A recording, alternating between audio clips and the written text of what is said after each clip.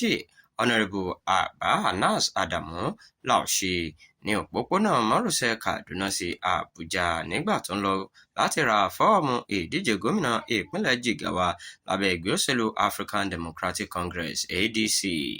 Adamu àti ọ̀rẹ́ rẹ̀ tí wọ́n jọ wà nínú mọ́tò ni wọ́n jí gbé ní ọjọ́ Ẹtì Friday tó kọjá.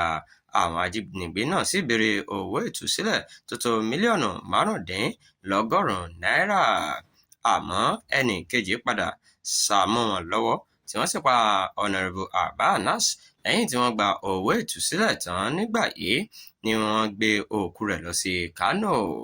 ọ̀nàrẹ́bù Abbas Anas jẹ́ ọmọ ìlẹ́gbìmọ̀ asòfin àpapọ̀ tẹ́lẹ̀, ó sì wà níbẹ̀ láti ọdún 2007 sí ọdún 2011.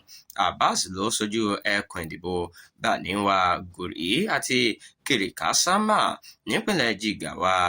Ṣáájú ikú rẹ̀, ó jẹ́ ọ̀kan nínú àwọn tó fẹ́ díje fún ipò gómìnà ìpínlẹ̀ Jigawa lábẹ́ àsíá ẹgbẹ́ òṣèlú ADC.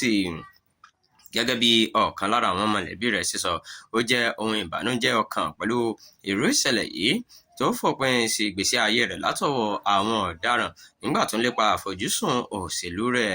Wọ́n gbàdúrà pé kí Allah fi àánú gbà á kí ó sì fún un ní ìsinmi ayérayé. Bẹ́ẹ̀ ni wọ́n tún gbàdúrà pé kí Allah dẹ́kun ìpànìyàn àti iṣẹ́ àwọn ajínigbé ní orílẹ̀-èdè Nàìjíríà.